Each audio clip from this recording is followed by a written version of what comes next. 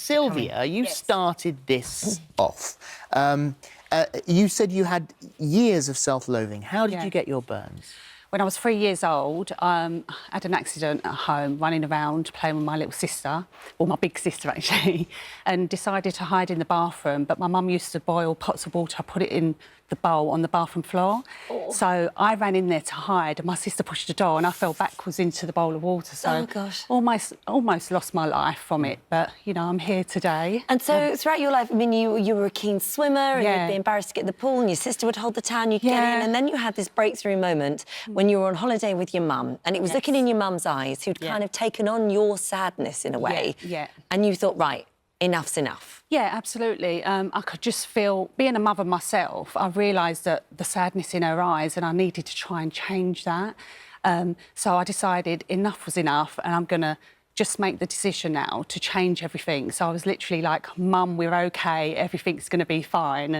And she was happy, and I knew that she understood what I meant. And it was just such a difference. And I was like posing on the beach, and I just felt so much happier. And liberated, the confidence just was... And it was after that holiday that you came back and thought, right, that's it, I'm starting the campaign. Yes, with the help of my cousin, Chris Onslow, and the wonderful Sally B, they both helped me set up a video, which I put on to the Love Disfigured website.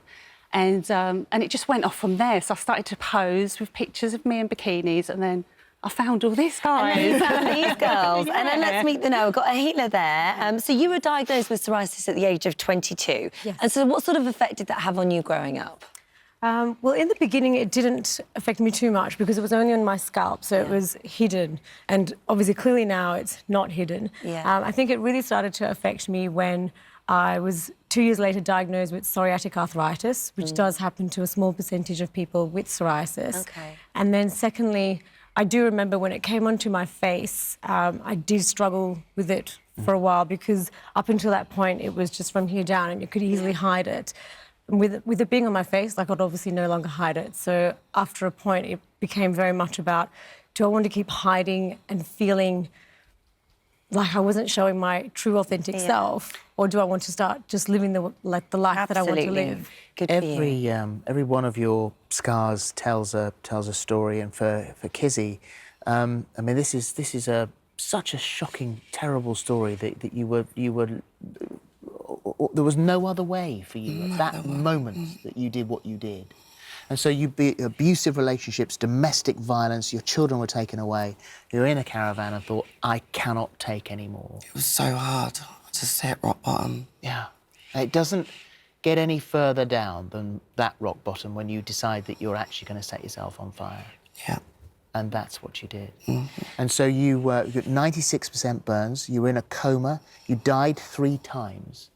And so, how, when you look at where you are now, where you were then and where you are now with these women, how do you feel? Amazing that I've met such lovely people, and it's just given me such a boost. And do you feel more confident in yourself? Yeah, I do, because there's more people to talk to and more help now. Before there weren't no help. And so I guess the message to anybody that feels like they may be in that situation like you were and you hit rock bottom, there is a way, and you can come out the other side and look at you now, and we're surrounded by all these other wonderful women.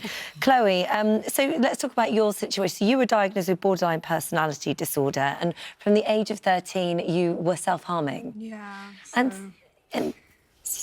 hard. Really hard, because at school then other kids would notice the scars on your body, and then you'd get bullied, and then you had this horrible catch-22, whereas that would lead you to self-harm even more. And so you're left on your body with these scars, which I imagine for a long time you wanted to hide away. Yeah, I did hide them away for a really long time. I didn't even wear short sleeves in my house. I completely would not. If I went on holiday, I would wear bracelets all up my arms. Nobody knew that I self-harmed. And then on my Instagram, I've always loved fashion and makeup, and I would always post on my Instagram, but I would leave out my arms. And then one day I just thought, no. Why am I doing this? And you say now that you refuse to let them define you. Yeah. You won't let those scars define you. Yeah, because I'm going to get the people that don't like it either way. Yeah. and there's just no point. Well, next to you is Corinne. This is an accident at home. I mean, my goodness me! Just how one moment can change your life in the blink of an eye. So this was at a sink unblocker, wasn't it? Drain unblocker. Yeah, it was a product called One Shot. It's I believe it's got like 92% sulfuric acid in it. Yeah. Oh God. Yeah, and it was just an unfortunate accident. Unfortunately, I'm really clumsy, and it just sort of toppled towards me, and that was it. You say you're not fully confident even now. You don't feel totally confident. No, I wouldn't walk down the street with, you know, a lower top or anything. I always cover my scars. And the reason of this campaign and this image is that you wanted to send a message out to the UK fashion industry to just say, look, look at our bodies, look how different we all are, and this should all be embraced and represented. Yeah, we basically want to challenge the fashion industry to become more inclusive of people with differences and disfigurements, and rather than them just saying, you know, we're being true and diverse and inclusive because we have age, gender, size, ethnicity, disability now. But you've still forgotten about us. And so my message today is Debenhams, Marks and Spencers, all of you, look at us. You know, we are beautiful too. Maybe you should take a stand and try and have some real people.